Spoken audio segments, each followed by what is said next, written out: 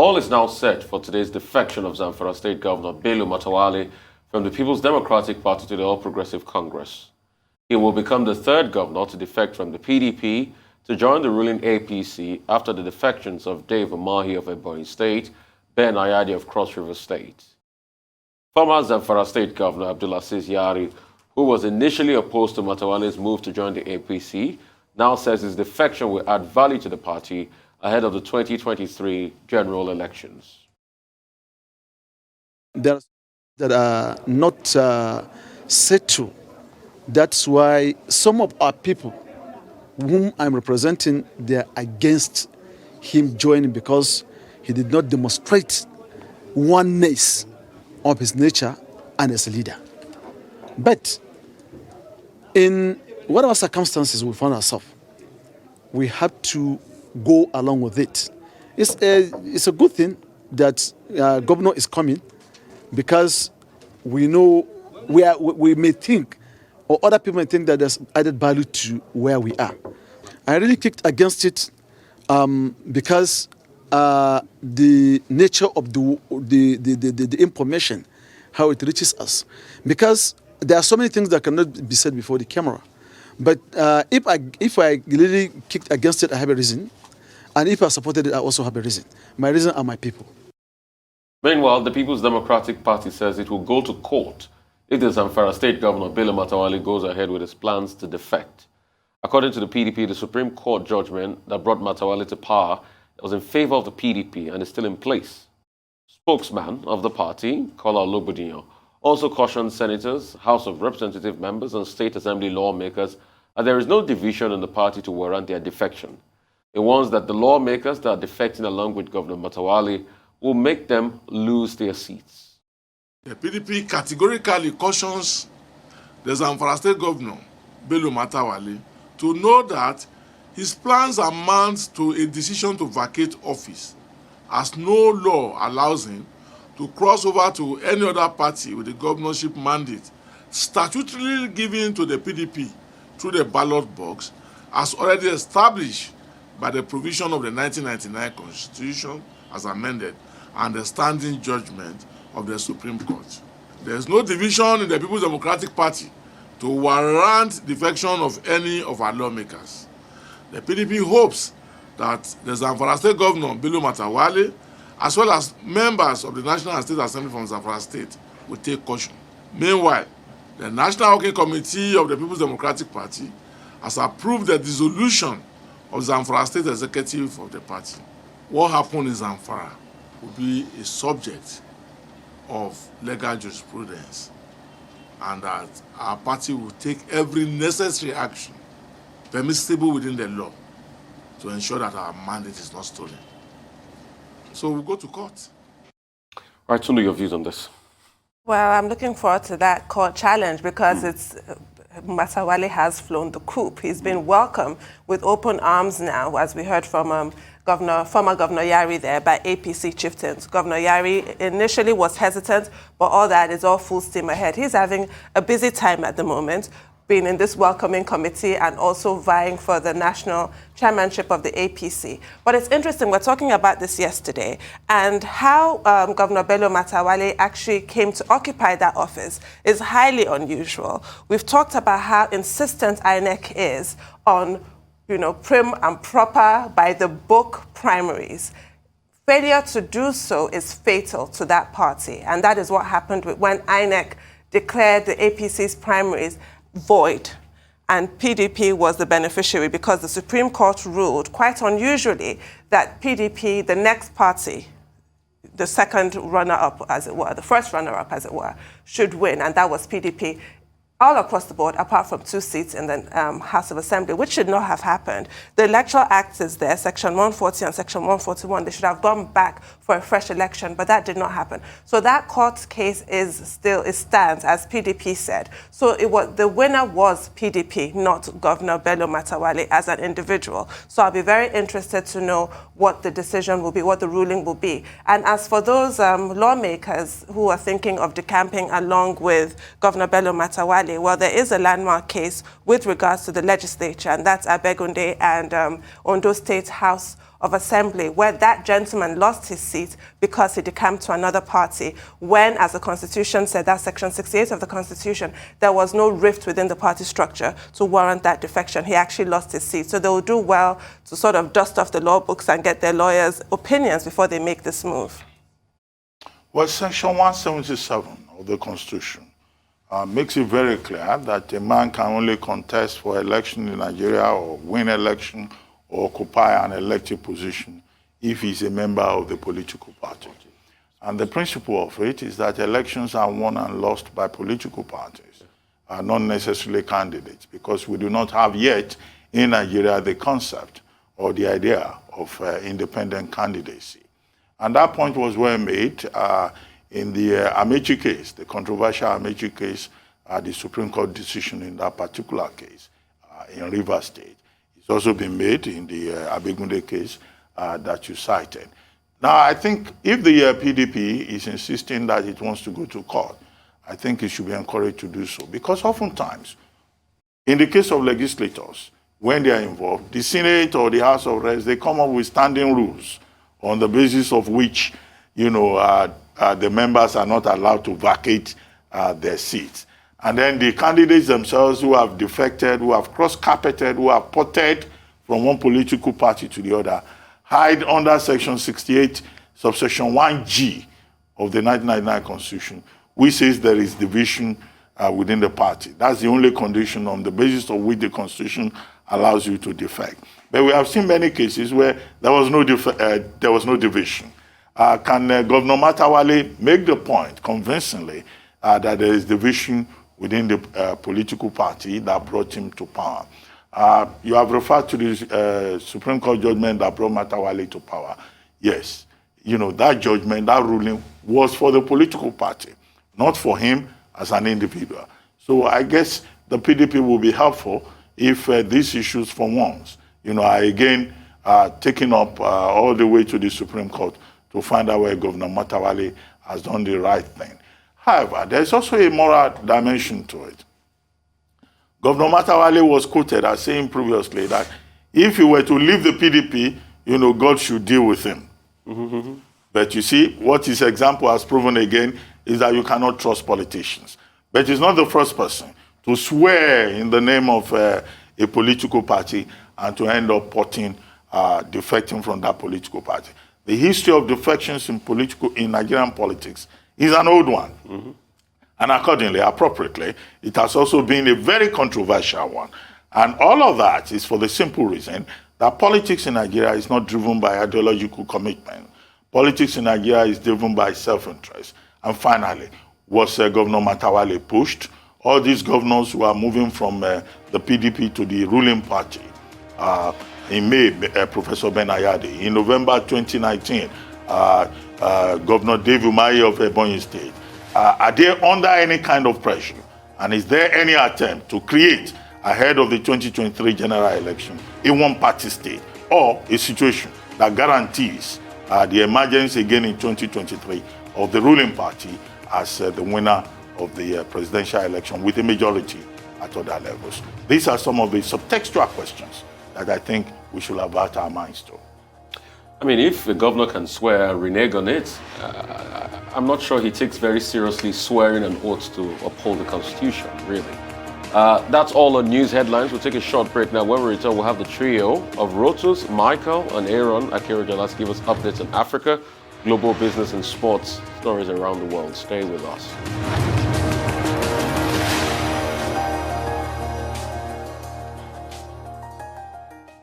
Welcome back to the morning show here at Arise News. Our dependable Rotus Adiri is here to give us an African business update. Over to you, Rotus. Good morning, Tundu. Good morning, Rufai. Good morning, Doctor. Good morning to all our viewers. The African Business Updates focuses on maize and mutual funds. So first off, with maize, Central Bank of Nigeria has approved a release of about 50,000 metric tons of maize to farmers. This is because a supply gap needs to be bridged, and also there seems to be some hoarding that's been taking place with some middlemen who are holding on to the crop in order to artificially increase the price, kind of like fuel hoarding, what we've seen with fuel scarcity. With respect to maize, look, it's been called arguably the most important cereal crop in sub-Saharan Africa.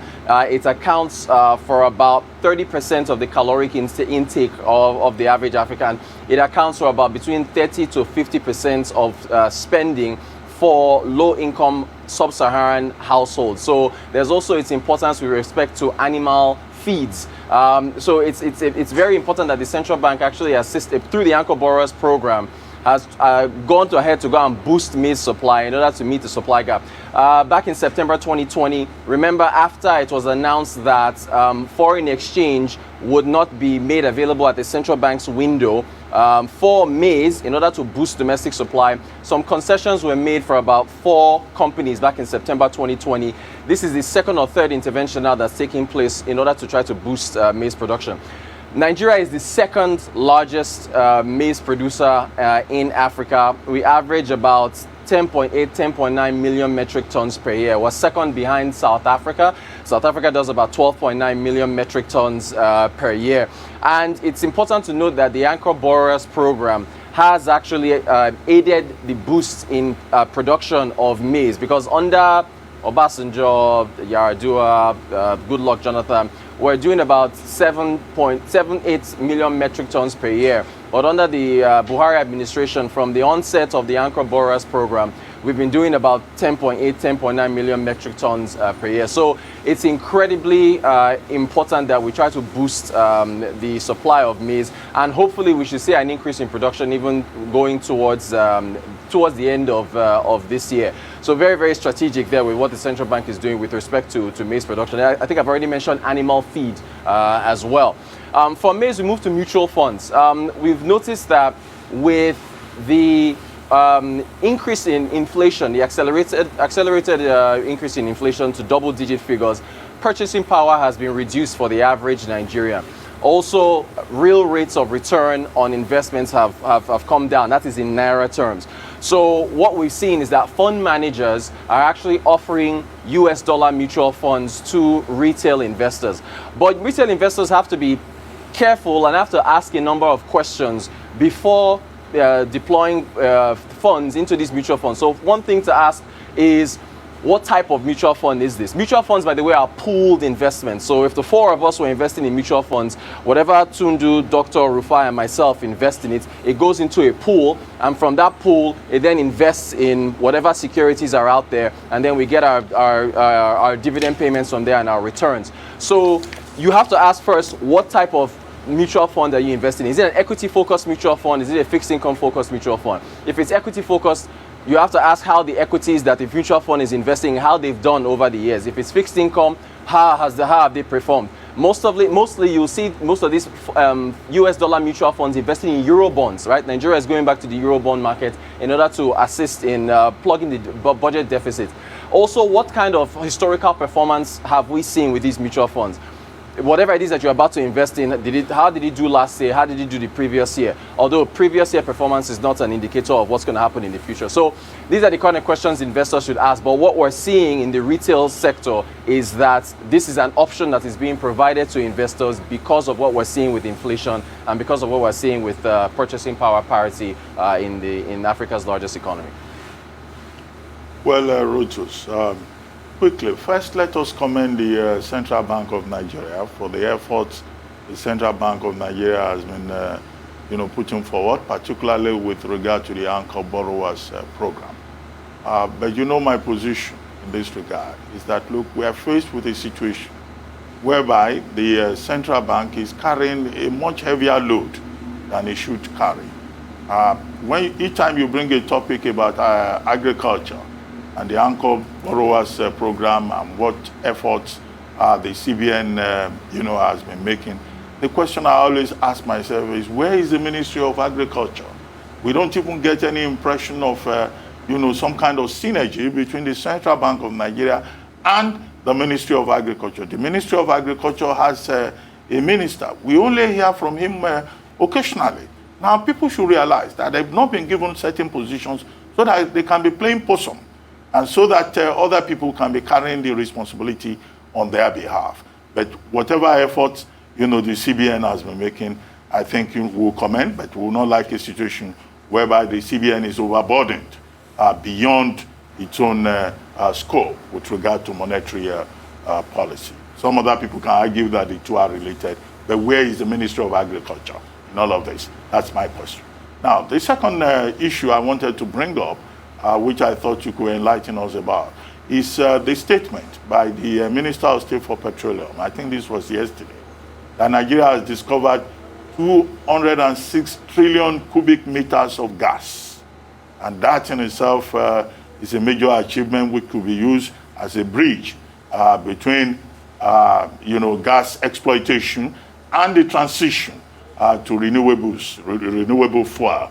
But you recall that the International Energy Agency, the IEA, had set a limit for the exploitation of gas reserves. Now, where does that leave Nigeria? Must Nigeria, obey that, zero limit that has been set by the International Energy Agency, or Nigeria, should just focus on its own priorities to see how we can exploit gas and use that to further strengthen our economy? What do you think? Yeah, if you remember, Doctor, OPEC Plus in particular dismissed that IEA comments and pretty much said that they're going to go ahead and do what they do for all their members. That was mostly for oil, but it kind of translates to gas. Nigeria is going to focus on our own production capacities and what gas can yield for us. But do note, when we talked about the petroleum industry bill and the issues that Shell had with respect to the provisions for gas, fiscal provisions, and also meeting domestic production before being allowed to export. Shell gave a clue as to how oil and gas companies feel about the gas provisions in the petroleum industry bill. So there's a lot that has to be resolved there. But of course, with this discovery, it is to Nigeria's benefits, and we definitely have to exploit that, whatever the IEA says. I mean, it is time that we should know, and kudos to the CBN, like everybody has said this morning, but it is time that we should know that we need to upscale agriculture to be able to build a stronger nation. For the size and the capacity of Nigeria, for 80 million hectares of arable land, even 10.7 million metric tons of maize is not good enough. We can improve, we can be better. Kudos to the CBN for upping it from 7 million metric tons. But we should be a very, very strong player in this sector. We've got a lot of land. Most of our land, most of our 923,000 square kilometers, we only utilize about 20% of that. So there's so much we can make from agriculture. We can open up these great possibilities. And that's why we should look at this, head on at a point in time like this. Because the next frontier will increasingly be Africa. We have two things working for us. Number one, we've got a youth bulge. A lot of young people in this country. Energetic people. We can put them to work. Secondly, we've got the land. We've got the greens. Thirdly, what we need to do is to bring in the technology now, improve yield on maize, and do a whole lot more. And the CBN has started that with the anchor borrower scheme. But we need security most above all, to ensure that farms are protected and farmers are protected so we can, increase our productivity. And like Dr. Abati said, you will think in an ideal sense that the Minister of Agriculture should be part of this conversation. But what do we get? The Minister of Agriculture, when there's food inflation, all he says is, we'll lock up the borders and throw the key into the Atlantic Ocean. Well, you've thrown down the gauntlet for the Minister, Sabo Nanono. I hope he picks it up. Thank you, Reuters, for your time this morning. Moving on now for more business updates. Michael Wilson joins us from London. Good morning, good Mr. morning. Wilson. Basically, everybody's good morning. Good morning, everybody. Basically, everybody's worrying in the equity markets about whether whether there is going to be a reopening more quickly, more slowly, and all the rest of it, and whether they need to revisit their theories about how recoveries are actually going around the world. So basically, that's the sort of mood over the markets this morning. Asia futures on all the US indices slipped by around 0.2%. Nikkei's down about 1%, and so on. The detail is basically that a note of caution, I think, has come over everything. As far as China's concerned, concerned, they've had their own version of the Beige Book. The Beige Book is well known in the United States as a sort of business confidence thing. They have one in China too, and it shows that consumers are cautious, as is business too. People are actually shopping for food, but they're not spending as much as they did on luxury apparel, furniture and appliances. That's according to China's Beige Book. As far as the United States are concerned, well, the markets just beat their own path overnight. Facebook saw off the antitrust lawsuit over its WhatsApp and Instagram purchases and now joins the $1 trillion club. That lifted the rest of the tech space ahead of Q2 earnings, which starts soon.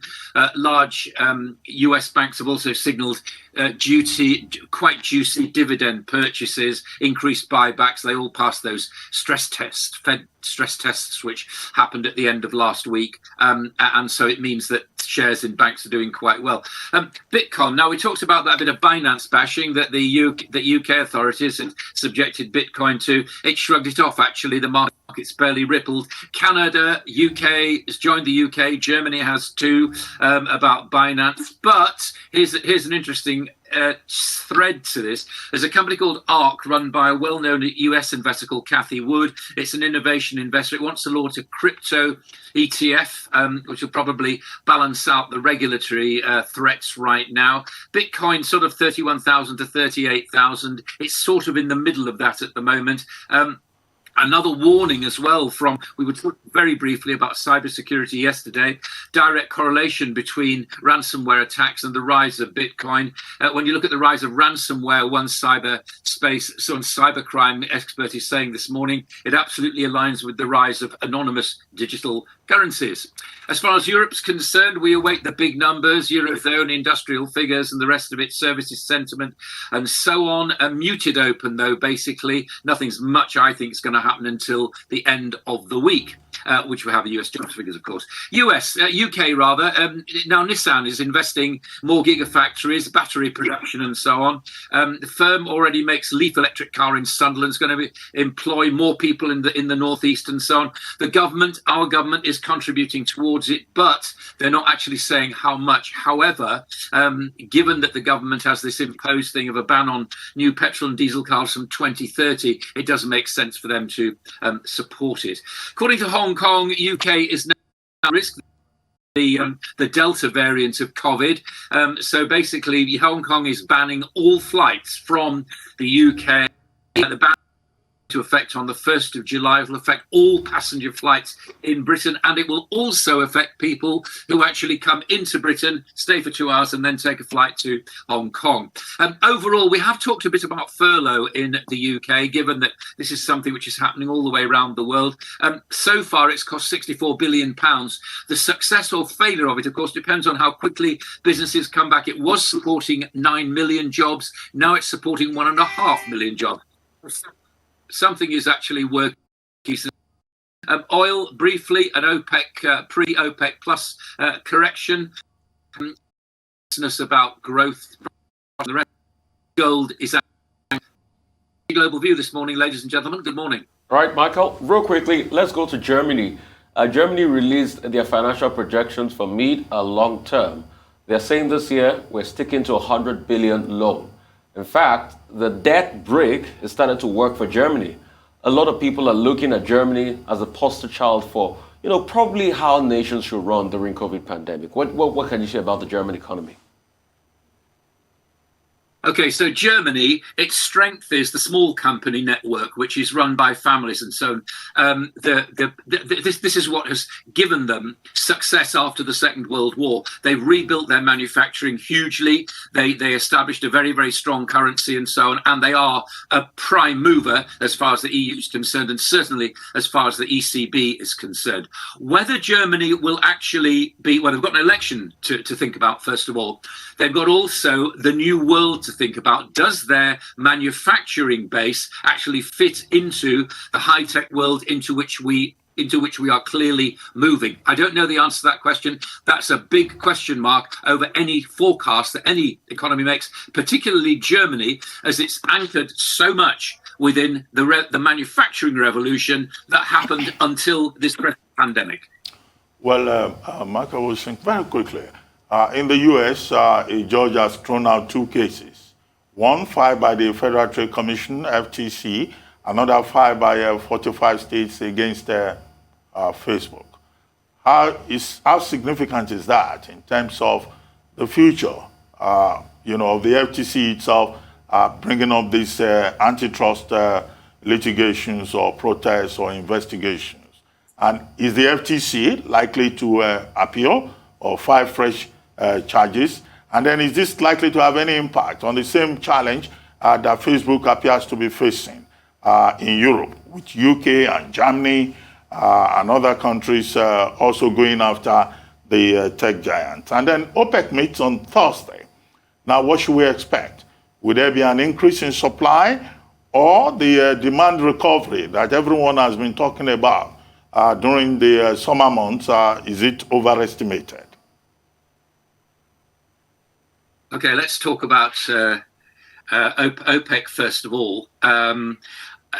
Iran is the wild card in all this. That's why it's very difficult to predict. I would suspect what they'll do is try to keep the waters or the liquid or the oil, as it were, relatively calm at their next meeting. I couldn't possibly predict what they're going to say, but the indications are that remember, it's OPEC plus, not just OPEC. So there'll be a lot of countries which are not the big members of OPEC, but nevertheless are very much dependent upon oil revenues to keep going. I think there'll be pressure from them to moderate production, but the wild card is Iran. And until something happens there, until we've got some sort of progress out of those talks, which, as I understand it, are not actually physically continuing they are continuing the background, but they're not physically meeting today and this week. I think that will be the wild card. So it's very, very difficult to predict. As far as Facebook's concerned, I would regard what happened in the United States as the opening skirmish. Of course, there will be appeals about this, and of course, people will be looking very closely at this judgment to find out what their next tack against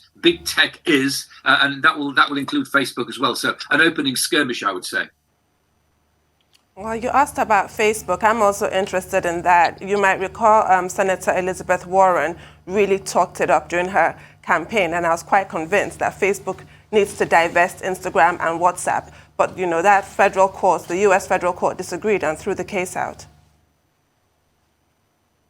Yeah, so I think that Facebook and the big tech companies will still face their Standard Oil moment. It's not happening right now. As I was saying to the doctor's question, I think that you should just regard this as an opening skirmish. People will be looking very, very closely at that judgment, and a lot of lawyers, of course, will be making a huge amount of money doing it. But that's the way to look at it. An opening skirmish. It's not finished. It's not dead at all. This will continue. I still think that big tech will be broken up. It might not happen tomorrow. It might not happen next week. It might not happen this year. But that's the way it's going at the moment, because people are objecting to the monopoly of it. What's happening, of course, is that people are continuing to use it. So the consumer appears to be quite happy because the consumer's not thinking very clearly about it. But as soon as they do, as soon as competition concerns start to rise, we're going to action. All right, just Michael. a skirmish right now. All right, Michael, two quick questions. Michael, you always make this argument that big tech is going to be broken up.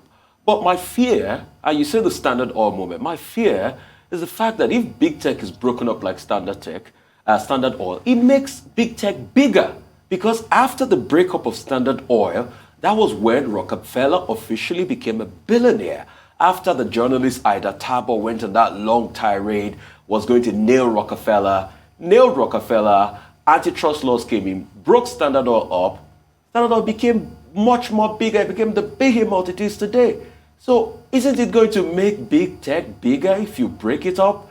And secondly, Rishi Sunak was speaking not Rishi Sunak now, Sajid Javid was speaking yesterday, and he says we need to open up Britain again because we need to make people know that we are here for the long haul and we need to learn how to live with coronavirus. That's a big departure from Matt Hancock.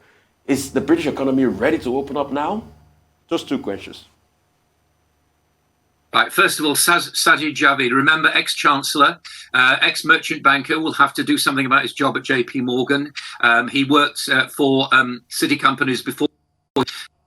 Well, he clearly is much more hawkish about the advice given by scientists, by doctors and the rest of it.